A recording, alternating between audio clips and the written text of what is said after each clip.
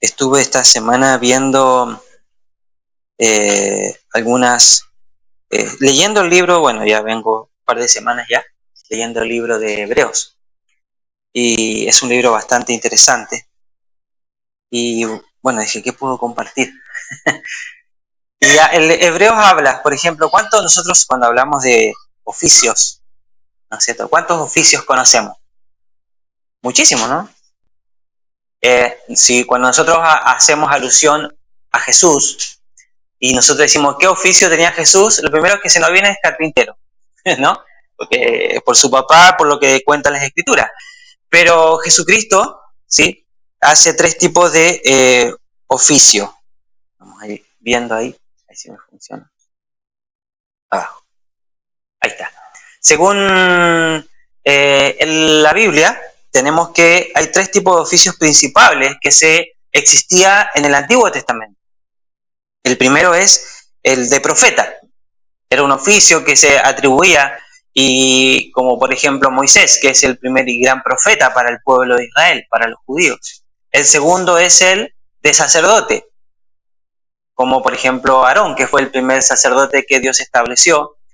Y el tercero era el rey, como por ejemplo el rey David. Cada uno de estos oficios tenían un propósito, ¿no es cierto?, de acuerdo a los planes que Dios tenía para con su pueblo. Como por ejemplo, como dice ahí, el oficio del profeta, ¿qué hacía? Comunicaba al pueblo el mensaje de Dios. Y esto era el vocero de parte de Dios, el profeta. El segundo es el sacerdote. ¿Qué hacía el sacerdote? El sacerdote ofrecía los sacrificios, ¿sí?, las oraciones y alabanza por sí mismo y por el pueblo. ¿Cuál era la función principal del sacerdote?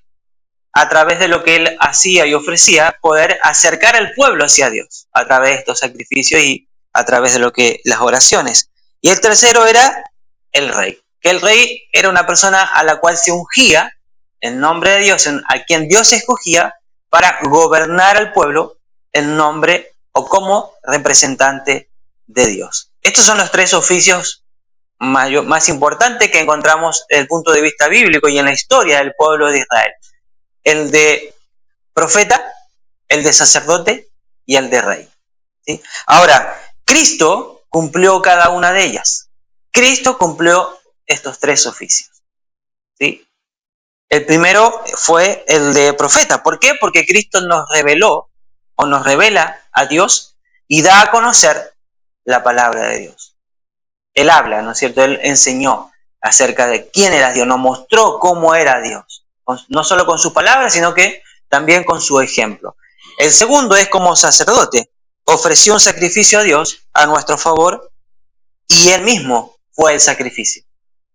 Por lo tanto, cumplió ese oficio de sacerdote mientras estuvo aquí. Y el tercero, rey, él es quien gobierna, ¿no es cierto?, la iglesia y también todo el universo. Él es el dueño de la iglesia, él es el rey de la iglesia, ¿sí?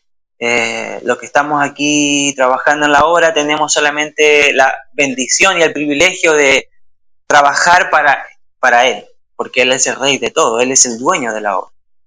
No somos nosotros, solamente nosotros trabajamos para él, ¿sí?, porque él es el rey quien gobierna todas las cosas. Ahora, Jesucristo desempeñó el oficio de sacerdote. Este es el que vamos a analizar hoy día. No podemos analizar los tres por tema de tiempo. Entonces vamos a analizar por qué Jesucristo desarrolló este oficio de sacerdote. Quizás más adelante podamos seguir viendo los otros, pero hoy vamos a analizar solamente este. Y vamos a ir detallándonos a medida de que vayamos avanzando, en base a lo que Hebreos destaca, más que nada, todo el libro de Hebreos. No vamos a leer un texto específico, pero vamos a ir analizando algunos textos que hablan de la función de este oficio de sacerdote, ¿no es cierto? Ahora, un sacerdote era una persona especialmente asignada o separada de parte de Dios para interceder ante Dios por el pueblo. Y esta persona, este sacerdote, ¿qué debía hacer? Debía acercar al pueblo hacia Dios. Por lo tanto, era como un intermediario que oficiaba entre el pueblo y entre Dios. La función principal del sacerdote es justamente esta: llevar al pueblo hacia Dios, ¿sí? Y eso demandaba mucho de parte del sacerdote. Ahora, los sacerdotes del Antiguo Testamento ofrecían sacrificios por sí mismos y por el pueblo, como dice ahí, para procurar el perdón, obtener el favor de Dios y para, ¿no es cierto?, celebrar su relación con el Señor. De hecho, aquí tenemos el ejemplo de 1 de Juan, que habla de Cristo mismo, haciendo alusión a Cristo. Dice, Él mismo es el sacrificio que pagó por nuestros pecados, y no solo los nuestros, sino también por los de todo el mundo. La diferencia que hizo Jesús en su oficio como sacerdote, diferente a los otros sacerdotes, era que Jesús mismo fue quien se ofreció. Él mismo, aparte de oficiar como sacerdote, él mismo fue el sacrificio que se entregó por cada uno de nosotros ahora y por toda la humanidad. Ahora, ¿cuál era el flujo de comunicación que existía entre el sacerdote y el pueblo? Tenemos el flujo de comunicación, tenemos el pueblo de un lado, para el pueblo poder acercarse a Dios o poder obtener el perdón de parte de Dios o poder reconciliarse por causa del pecado que la persona o el pueblo cometía, estaba el pueblo y el pueblo se acercaba al sacerdote. Y el sacerdote, ¿qué hacía?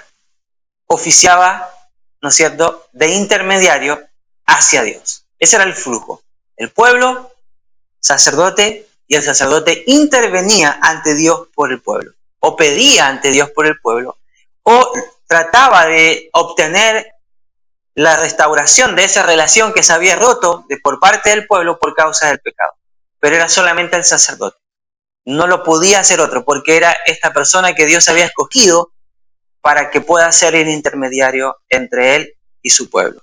¿Sí? Ahora, el sacerdote debía interceder entre el pueblo y Dios, a fin de apaciguar, ¿no es cierto?, la ira de Dios, por causa del pecado y la desobediencia. ¿Sí? Por lo tanto, ¿cómo lo hacía? Promoviendo un sacrificio a través de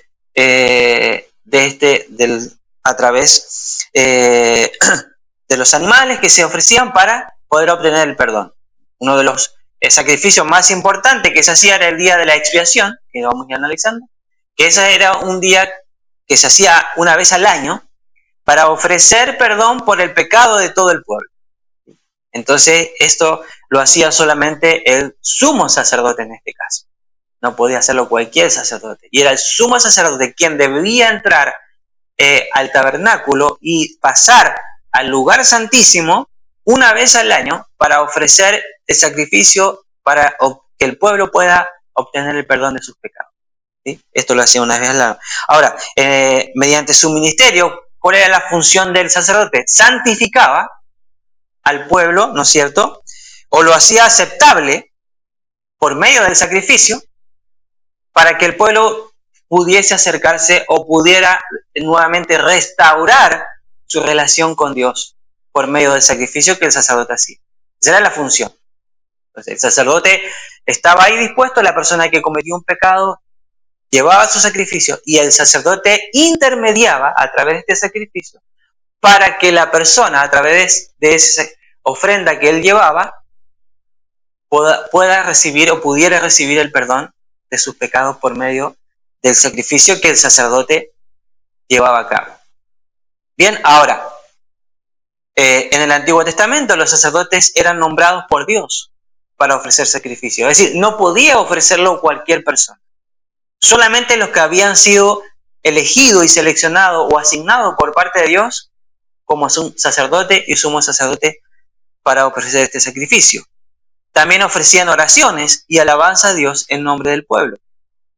También los sacerdotes podían interceder en oración ante Dios por el pueblo. Tenemos ahí el ejemplo de, ¿no es cierto?, de Moisés, cómo intercede por su pueblo. ¿Sí? Y en el Nuevo Testamento Jesús se convirtió en nuestro gran sumo sacerdote.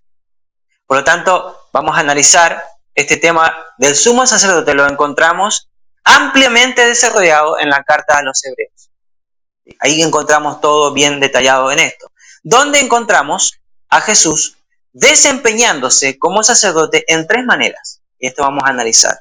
Aquí Jesús desempeñó, ¿cierto?, el oficio de ese sumo sacerdote en tres esferas o en 3 áreas. La primera es que Jesús ofreció un sacrificio perfecto por el pecado. ¿Sí? Ahí está. El sacrificio que Jesús ofreció por los pecados no fue la sangre de los animales, como los toros o machos cabríos. Hebreos 10:4 dice, ya que es imposible que la sangre de los toros y de los machos cabríos, dicen, quite los pecados. Ahora, Jesús ofreció un sacrificio perfecto por el pecado. Este gran sumo sacerdote ofreció el sacrificio. ¿Sí? El pacto que Dios había hecho con el pueblo de Israel tenía una serie de deficiencias. ¿Cuál era? ¿Qué pasaba? Estos sacrificios no podían quitar el pecado o el sentimiento de culpa, de pecado en el corazón del hombre. ¿Sí? La mayor deficiencia de esto era que el antiguo pacto no podía lograr quitar el pecado en el corazón del hombre. ¿Por qué? Porque el día de la expiación, ¿qué demostraba? De alguna u otra manera, enseñaba o recordaba al pueblo lo pecador que uno era. Por eso tenían que ofrecer un sacrificio. Ahora, el sacrificio de toros y de machos cabríos, que eran lo que se ofrecían solamente para el día de expiación, fue solamente una confesión de que el pueblo y cada miembro del pueblo, ¿sí?, se habían rebelado contra Dios y que habían pecado contra Dios. Por eso tenían que ir a ofrecer sacrificio. Entonces, este sacrificio evidenciaba y demostraba la pecaminosidad del pueblo. Por eso cada una vez al año tenía que hacerse. O sea, la paga del pecado no podía ser solamente la sangre derramada de estos animales. ¿Por qué? Porque el pecado es un asunto no externo, sino interno. El pecado es un asunto moral, es un asunto espiritual del corazón. Por lo tanto, los toros y los machos cabríos no podían quitar, ¿sí? ¿Por qué? Porque eso era algo material y terrenal. No se podía, tenía que ser algo más elevado. Ahora, la sangre de los toros y de los machos cabríos no podían quitar la mancha verdadera en el corazón del hombre. Solamente lo cubría, podía cubrir o aplacar un poco la ira y el enojo de Dios, pero no podía borrar y quitar, ¿sí?, lo que había en el corazón del hombre. Por lo tanto, hacía falta el autosacrificio voluntario de una víctima que era consciente, en obediencia absoluta a la voluntad de Dios, a quien el pecado ofendió. Por lo tanto, porque los animales no eran conscientes del sacrificio. Entonces, el sacrificio perfecto, aquel que se iba a ofrecer como sacrificio, debía ser alguien consciente de lo que implicaba la consecuencia del pecado, que era ofender a Dios, que era la separación de estar con Dios. Por lo tanto, lo interesante, miren lo que dice Barclay, que es uno de los teólogos, dice lo siguiente: el sacrificio de animales es impotente para purificar al hombre y darle acceso a Dios. Para lo único que sirve es para recordarle su pecado y que la barrera que levanta entre él y Dios sigue ahí. Lejos de borrar el pecado, lo subraya. Entonces está diciendo que los sacrificios de animales no eran ideales para poder obtener el perdón. ¿Sí?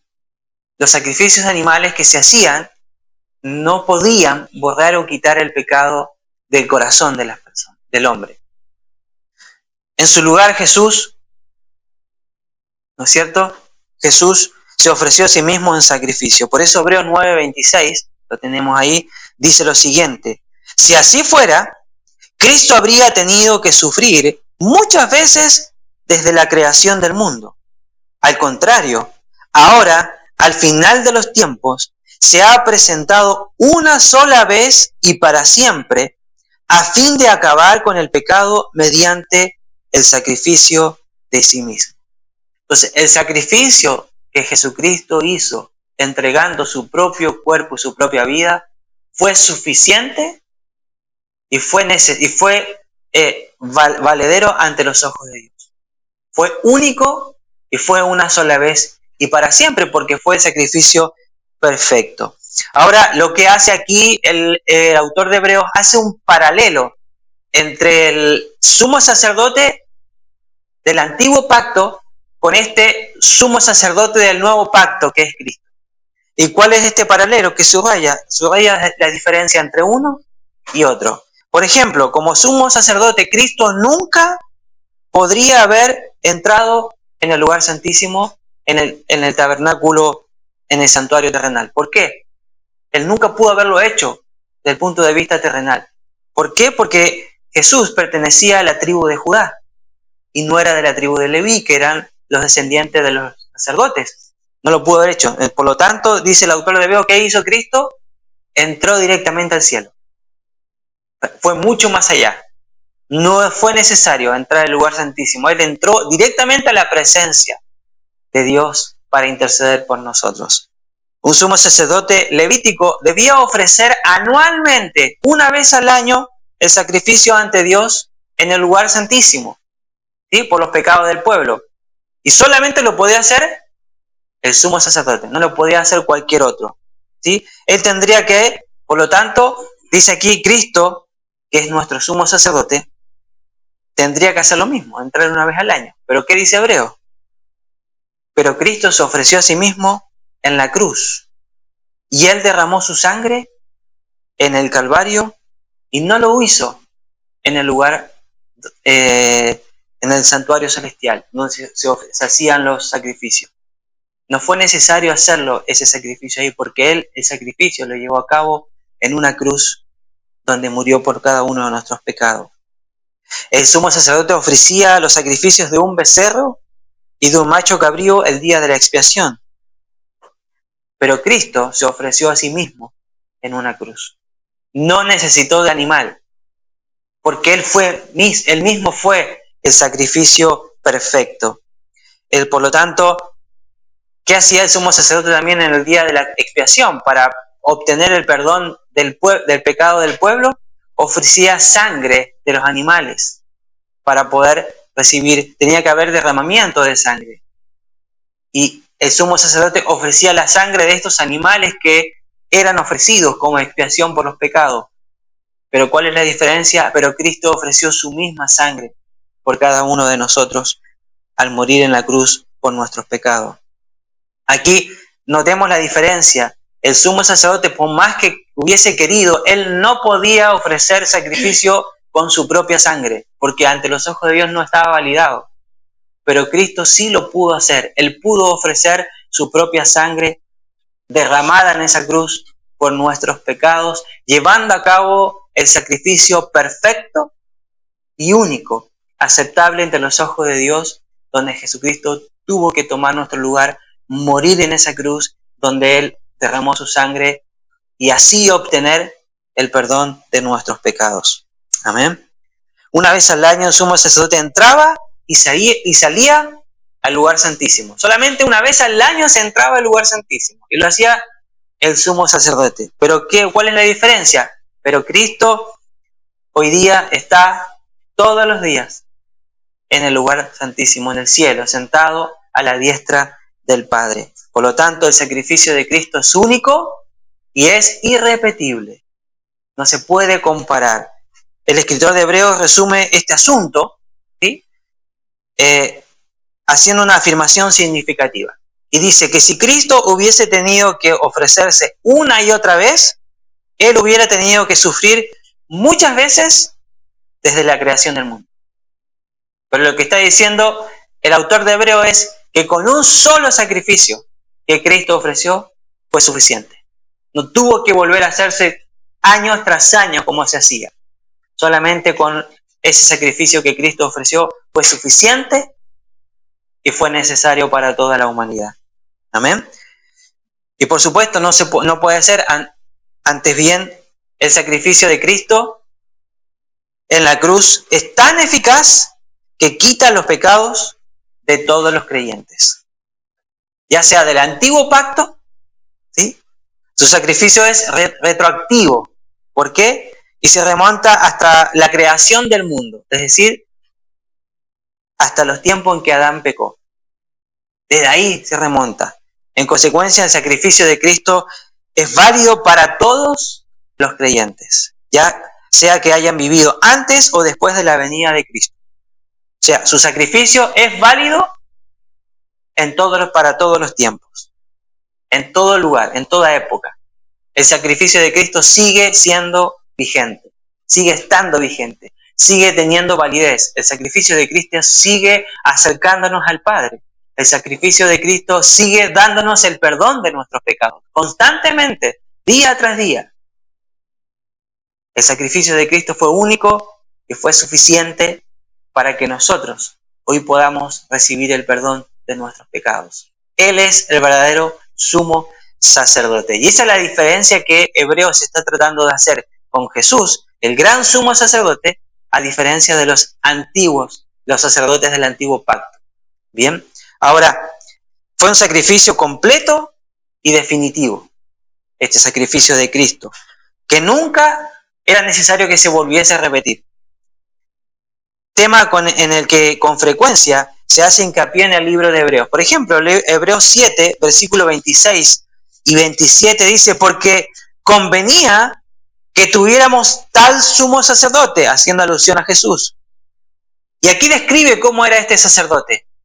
Santo, inocente, inmaculado, apartado de los pecadores y exaltado más allá de los cielos, que no necesita, como aquellos sumos sacerdotes, aquí está haciendo la comparación con los sacerdotes del antiguo pacto, que no necesita, como aquellos sumos sacerdotes, ofrecer sacrificios diariamente, primero por sus propios pecados y después por los pecados del pueblo. ¿Por qué? Esto Jesús lo hizo una vez para siempre cuando Él mismo se ofreció. Por lo tanto, Jesús cumplió todas las expectativas que fueron prefiguradas no solo por los sacrificios del Antiguo Testamento, sino también por medio de la vida y acciones de los sacerdotes que los ofrecían. Él fue a la vez el sacrificio y el sacerdote que ofrecía el sacrificio. Por lo tanto, Jesús ahora es el gran sumo sacerdote que ha atravesado los cielos. Hebreos 4 dice que este sumo sacerdote atravesó los cielos. ¿Qué quiere decir? Llegó directamente, no al lugar santísimo, directamente a la presencia de Dios y quien está hoy a la diestra del Padre y quien hoy intercede por cada uno de nosotros. Y el que ha presentado ante Dios y se ha sentado y todos los días Él está orando y haciendo peticiones a nuestro favor, según Hebreos 9, 24. Pues que Él ha ofrecido un sacrificio que acaba para siempre con la necesidad de otro sacrificio. No necesitamos más sacrificio. Por eso cuando Jesús muere, se acaba el antiguo pacto. Y en Cristo comienza este nuevo pacto sin sacrificio, sin ofrenda, porque ya el sacrificio lo hizo Él mismo. Y Él fue la ofrenda perfecta. Él fue el último sacrificio y la última ofrenda fue Jesucristo. Ya no es necesario volver a hacerlo. Ya no está, con el antiguo pacto ya pasó atrás. Comienza este nuevo pacto que es por medio de la obra y el sacrificio de Cristo. Amén. Por lo tanto, como sumo sacerdote, Jesús fue el sacrificio perfecto. Ofreció el sacrificio perfecto. Lo segundo es que Jesús, como sumo sacerdote, ¿sí?, nos acerca continuamente a Dios. Porque una de las funciones de los sacerdotes, ¿cuál era? Más allá de ofrecer sacrificio, era acercar al pueblo hacia Dios, a través de lo que Él hacía. Debía nuevamente esa relación que se había roto con el pueblo por causa del pecado, a través del sacrificio, el sacerdote debía acercar nuevamente, a través de lo que él hacía como intercesión o como intercesor, debía acercar nuevamente al pueblo hacia Dios. Por lo tanto, los sacerdotes del Antiguo Testamento no solo ofrecían sacrificios, sino que también, en una forma representativa, entraban a la presencia de Dios en fechas determinadas a favor del pueblo, ¿sí? Pero Jesús hace mucho más que eso. Como nuestro perfecto sumo sacerdote, nos lleva continuamente a la presencia de Dios, de manera que ya no tenemos necesidad de un templo físico. Porque antiguamente el pueblo, para estar a la presencia de Dios, ¿dónde tenía que ir para estar con el Señor? Al templo, ¿sí? Porque en el templo se representaba la presencia de Dios. Y lo bueno es que a través de este sacrificio que Cristo hizo, ya no necesitamos un templo físico para ir a su presencia. ¿Por qué? Porque Jesús es nuestro gran sumo sacerdote y Él es el que nos lleva ante la presencia del Padre. Y Jesús no entra en la parte interior o al lugar santísimo, sino que Jesús de un templo terrenal o físico, sino que Jesús hoy está sentado en la presencia misma del Padre, al lado, a su derecha, a su izquierda. Hebreos 9:24 dice, porque Cristo no entró, ahí está, no entró en un lugar santo hecho por manos, una representación del verdadero, sino en el cielo mismo, para presentarse ahora en la presencia de Dios por nosotros. Aquí está en la versión NTV, me gusta un poquito más, dice, pues Cristo no entró en el lugar santo hecho por manos humanas, que era solo una copia del verdadero, ¿sí? Haciendo alusión que ya está allá, que está en el cielo. Él entró en el cielo mismo para presentarse ahora delante de Dios a favor de nosotros. O sea, Cristo no entró en ningún lugar santísimo físico, ¿sí? Sino que hecha por manos humanas, sino que Cristo entró directamente a la misma presencia de Dios. Cristo entró a la presencia de Dios no solamente por sí mismo, sino también como nuestro representante. Él nos representa delante de Él. Dice, hijitos, dice el apóstol, si alguno hubiere pecado, abogado tenemos para con el Padre, a Jesucristo el Cristo. Entonces Él es quien intercede por nosotros. Entró para abrirnos este camino nuevo a nosotros. Y Él está para defender nuestra causa. Por este camino nuevo y vivo, dice el autor de Hebreos, que Cristo abrió. O sea, ya no había necesidad, ya no hay necesidad de acudir al sumo sacerdote para que Él pueda interceder en el lugar santísimo por nosotros. Ya no, ese camino quedó abierto, porque este sumo sacerdote está directamente a la presencia de Dios y no necesitamos ir a un templo físico para estar con el Señor. Solamente necesitamos creer y confiar en la obra que Cristo hizo por cada uno de nosotros. Y dice el texto vamos a analizar este texto de Hebreos 6, 19 y 20. Y hay 3 palabritas que vamos a analizar que están subrayadas ahí.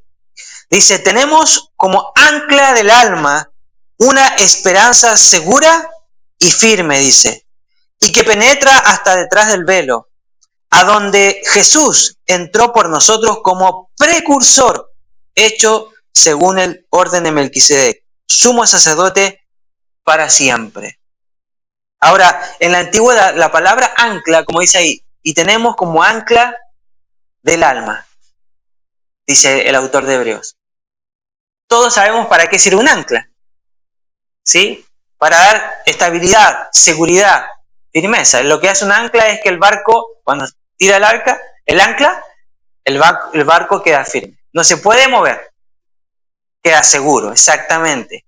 Puede venir vientos, mareas, pero el barco se va a mover, pero va a estar en el lugar. No se va, porque el ancla lo sostiene. Por lo tanto, en la antigüedad, esta palabra ancla, en la antigüedad, el ancla era símbolo de esperanza. De hecho, uno de los grandes filósofos y matemáticos de ese tiempo, el gran Pitágoras, él decía lo siguiente, escuchen, la riqueza es una ancla floja y la fama más floja todavía. ¿Cuáles son las anclas que son fuertes? Él decía, la sabiduría, el gran corazón, el coraje. Estas son las anclas que ninguna tempestad puede hacer vacilar. Por lo tanto, el ancla era símbolo de esperanza, de seguridad. Y el autor de Hebreo insiste en que el cristiano tiene la mejor ancla, la mejor esperanza del mundo, que es Cristo. Esa esperanza, dice, es una que entra en la corte interior más allá del cielo. ¿Cuál es nuestra ancla? Nuestra esperanza, saber que Cristo está sentado a la diestra del Padre, intercediendo por cada uno de nosotros. Esa es nuestra mejor ancla, nuestra mejor esperanza. En el templo, el lugar más sagrado de todos, ¿cuál era? El lugar santísimo, ¿sí? Tenía un velo que cubría la entrada. Ahí describen las escrituras que era un velo bastante grande, fuerte, ancho, pesado, que y nadie podía entrar. En el lugar santísimo se creía que moraba la misma presencia de Dios, porque ahí estaba el arca del pacto, por lo tanto simbolizaba que ahí estaba la misma presencia de Dios. Y el que entraba debía, antes de entrar, purificarse para poder ingresar.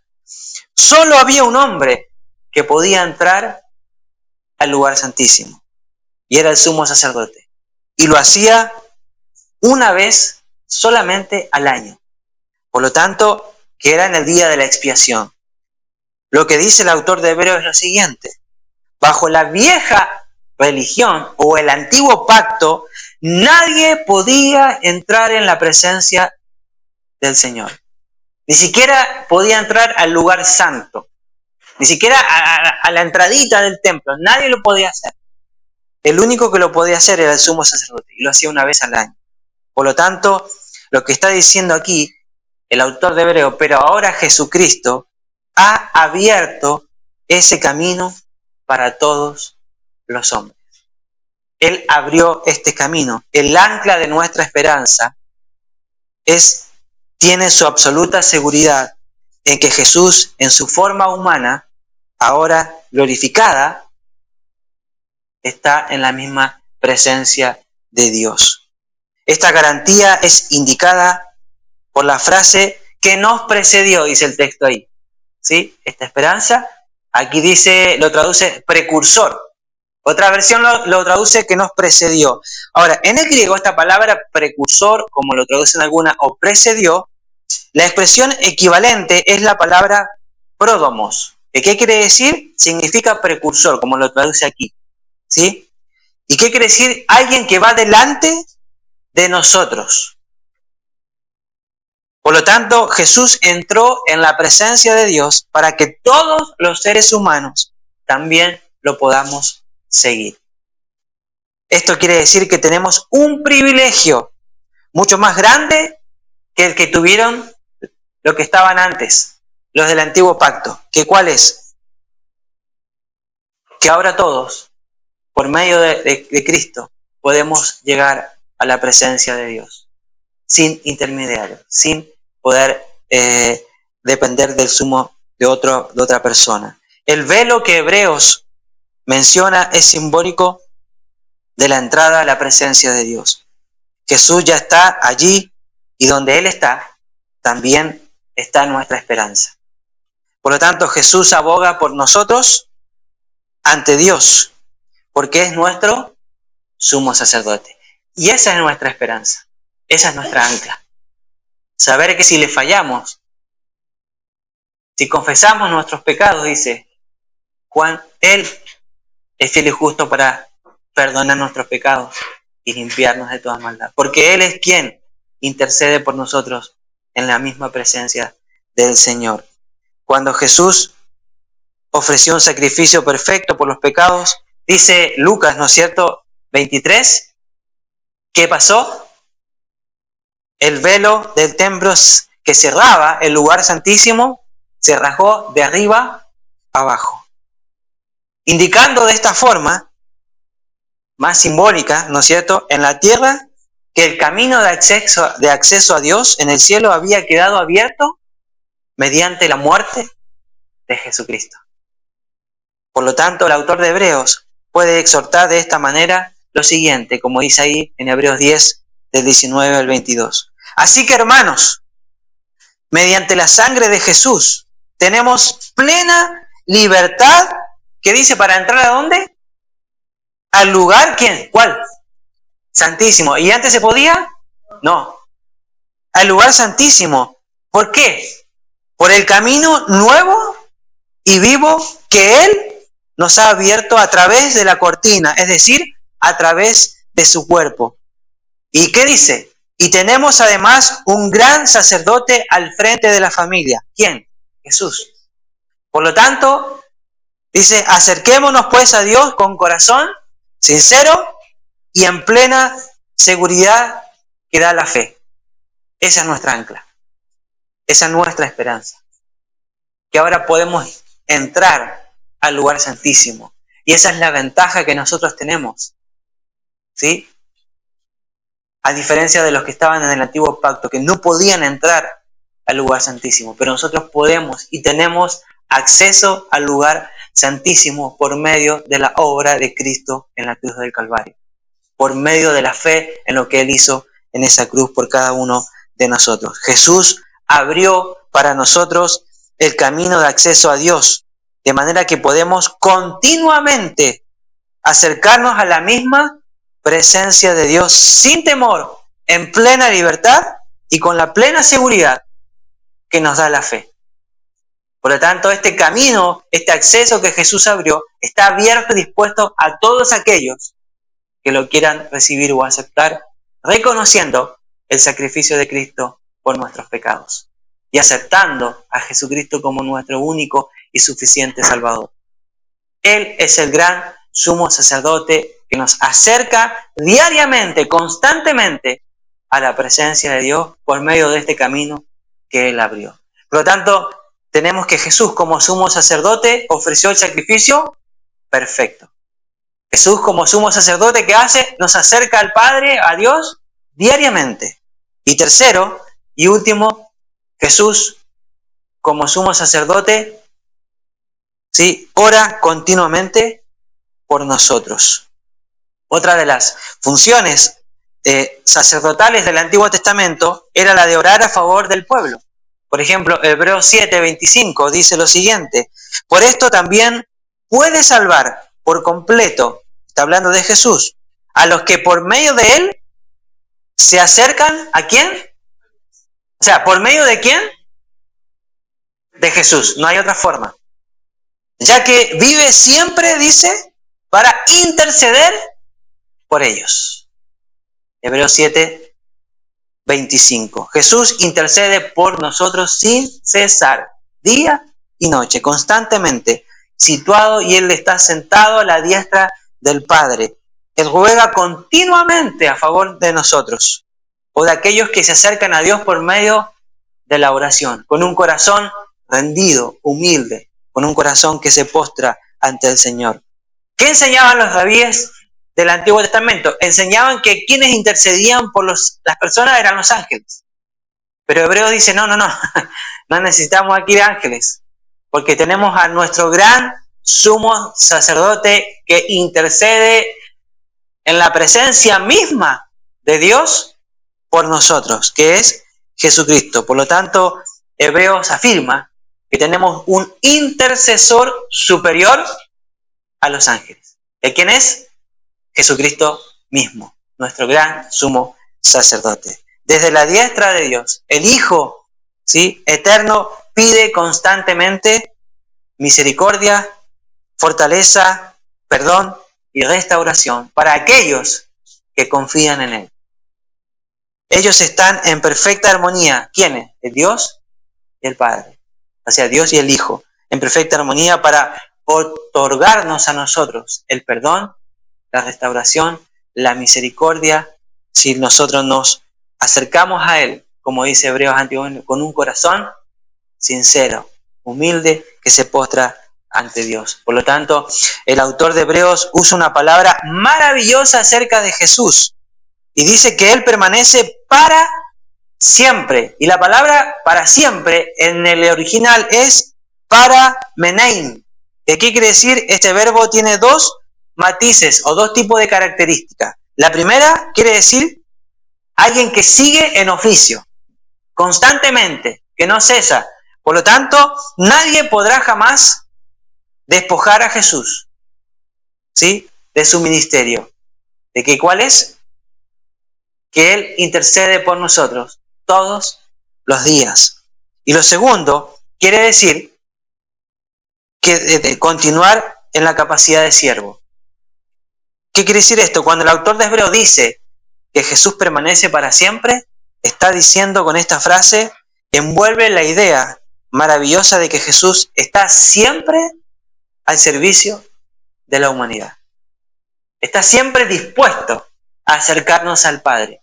Está siempre predispuesto, ¿sí?, para que nosotros nos acerquemos a Él y a través de Él nosotros podamos llegar a la presencia del Padre y obtener el perdón y la restauración de nuestras vidas. Por lo tanto, Pablo también afirma esto.